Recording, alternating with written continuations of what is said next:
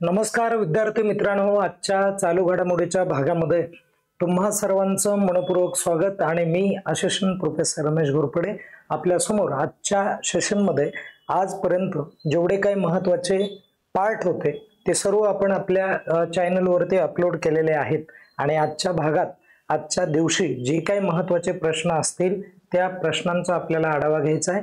त्यासाठी पहिला प्रश्न काय असणार आहे बघा मित्रांनो, व्यवस्थित आपण समजून घेऊ।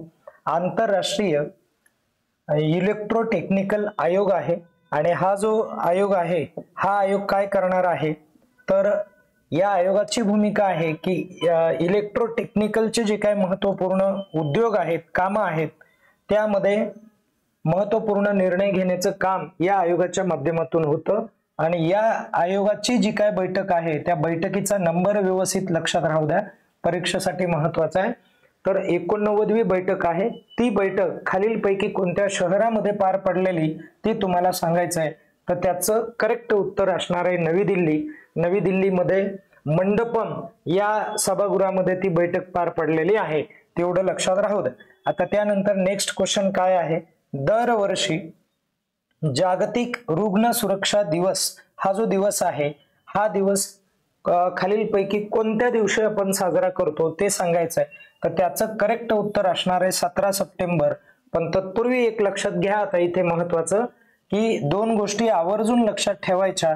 हा जो दिवस आहे हा दिवस कोणाच्या माध्यमातून साजरा केला जातो, कोणती संस्था यामध्ये महत्त्वाची भूमिका बजावते, तर यामध्ये आहे मित्रांनो जी वर्ल्ड हेल्थ ऑर्गनायझेशन संस्था आहे या संस्थेचं यामध्ये महत्त्वाचं काम आहे। आता इथे हे क्लिअर करून ठेवा की वर्ल्ड हेल्थ ऑर्गनायझेशन ही जी ऑर्गनायझेशन आहे ही ऑर्गनायझेशन प्रामुख्याने हेल्थच्या रिलेटेड महत्त्वाचे जे काही निर्णय आहेत ती घेण्याचं काम करते।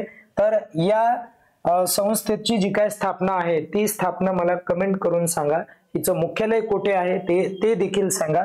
आणि त्याचबरोबर लक्षात ठेवा हा जो दिवस आहे हा दिवस यासाठी साजरा केला जातो की रुग्णांची जी काय सुरक्षा आहे ती सुरक्षा केली पाहिजे किंवा घेतली पाहिजे। रुग्ण हे जे आहेत त्यांना आत्मविश्वास त्यांचा वाढला पाहिजे, जगण्याची प्रेरणा त्यांना मिळाली पाहिजे। आणि त्यानंतरचा प्रश्न बघा, ग्लोबल इनोव्हेशन इंडेक्स आहे आणि हा जो इंडेक्स आहे तो 2025 मध्ये प्रसिद्ध करण्यात आला, पब्लिश करण्यात आला आणि या इंडेक्स मध्ये भारताचा कितवा नंबर आहे, क्रमांक कितवा आहे ते सांगायचं आहे।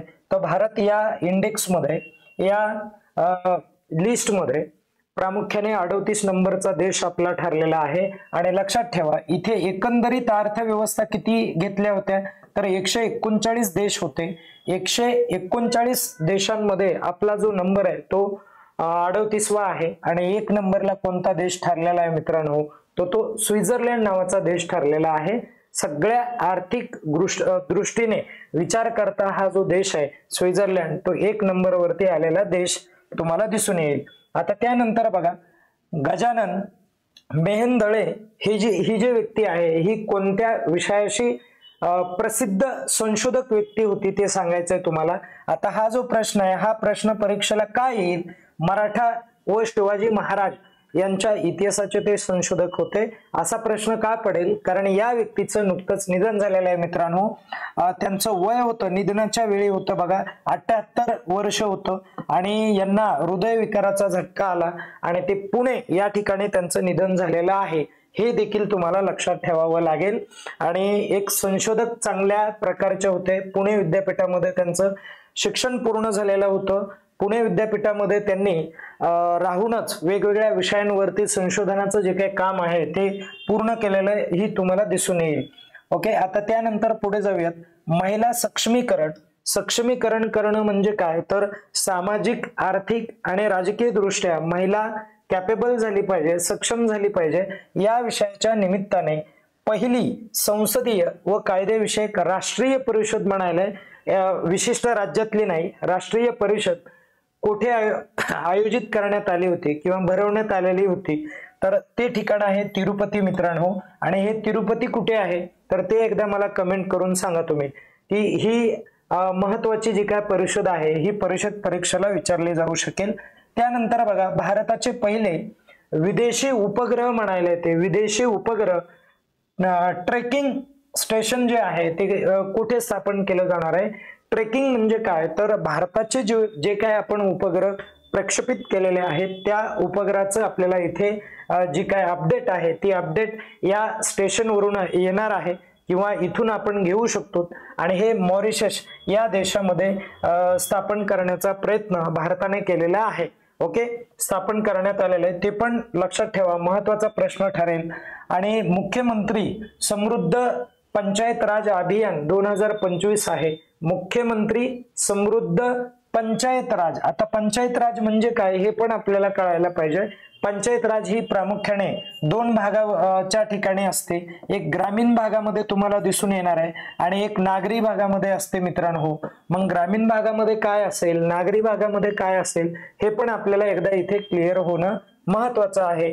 तर ही जी आहे ही 17 सप्टेंबर ते 31 डिसेंबर या दरम्यान ही परिषद होताना तुम्हाला दिसून येणार आहे. त्यानंतरचा नेक्स्ट क्वेश्चन काय आहे बघा. APEDA अशा पद्धतीची एक संस्था आहे आणि या संस्थेच्या पटना प्रादेशिक कार्यालयाचे उद्घाटन कोणी केलं असं म्हटलंय, तर आपले जे काय केंद्रीय उद्योग मंत्री आहेत, ओके, वाणिज्य मंत्री आहेत पियुष गोयल यांनी या संघटनेचं या कार्यालयाचं उद्घाटन केलेलं आहे. लक्षात राहू द्या, बिहारमध्ये हे कार्यालय कुठे आहे? बिहारमध्ये. आता याचा अर्थ काय होणार आहे बघा, याला आपण ऍग्रीकल्चर म्हणूयात. A stand for agriculture, P stand for processed agriculture and processed food export development authority अशा पद्धतीचं हे कार्यालय आहे. या कार्यालयाच्या माध्यमातून विदेशामध्ये मालाला सप्लाय करता येणार आहे, एक्सपोर्ट करता येणार आहे, त्यासाठी हे कार्यालय स्थापन करण्यात आलेलं आहे. आता बघा, SCO 2027 ची जी काय समिट आहे किंवा जी शिखर परिषद आहे, ही शिखर परिषद कोणत्या देशामध्ये होणार आहे किंवा कोणता देश होस्ट करणार आहे ते तुम्हाला सांगायचं आहे. तर तो जो देश आहे मित्रांनो तो पाकिस्तान आहे. पाकिस्तान या देशामध्ये होणार आहे. पण 2025 ची जी काय परिषद आहे 2025 ची ही चीन मध्ये झाली होती. ठीक आहे, तयंजिंग या ठिकाणी झालेली ती परिषद आहे, हे लक्षात ठेवा. आणि मला तुम्ही कमेंट करून सांगा की 2026 ची परिषद ही कुठे होणार आहे ते मला एकदा कमेंट करा. आणि त्यानंतर परत पुढे 2001 मध्ये या संस्थेची SCO नावाची ही जी संस्था आहे या संस्थेची स्थापना झालेली आहे, ज्याला शांघाय कोऑपरेशन ऑर्गनायझेशन म्हणतात. ही संस्था मुळात जे काय म्हणजे एशियन कंट्री आहे त्या एशियन कंट्रीच्या संदर्भामध्ये काम करते. राजकीय, सामाजिक, आर्थिक या क्षेत्रामध्ये आपली जी काय देवाणघेवाण आहे ती मोठ्या प्रमाणात या संस्थेच्या माध्यमातून होत असते, हे पण लक्षात राहू द्या मित्रांनो. त्यानंतर आपण पुढचा प्रश्न पाहूयात. नंतरचा प्रश्न काय असणार आहे तर व्यवस्थित समजून घ्या. एक लास्ट प्रश्न असेल बघा, आंबू करंगळ ही एक योजना आहे आणि ही योजना खालीलपैकी कोणत्या राज्यामध्ये राबवली आहे ते तुम्हाला सांगायचंय. तर ही जी योजना आहे ही योजना तामिळनाडू या राज्यामध्ये राबवली आहे. योजनेचा उद्देश काय आहे तो एकदा क्लिअर करा. बघा, ही जी योजना आहे ही योजना प्रामुख्याने जे मुलं 18 वर्षाखालील असतील अशा मुलांना काय केलं जाणार आहे तर 2000 एवढी आर्थिक मदत केली जाणार आहे. त्यांना शालेय जे काय हे असतील जे काय साधनं असतील ते त्यांना घेता येतील अशा पद्धतीची ही योजना आहे. म्हणून ही पण योजना आपल्याला लक्षात ठेवणं महत्वाचं आहे. शिक्षणाच्या संदर्भातली योजना आहे आणि या ठिकाणी आपण थांबूयात. स्वतःची काळजी घ्या आणि अभ्यास करत राहा.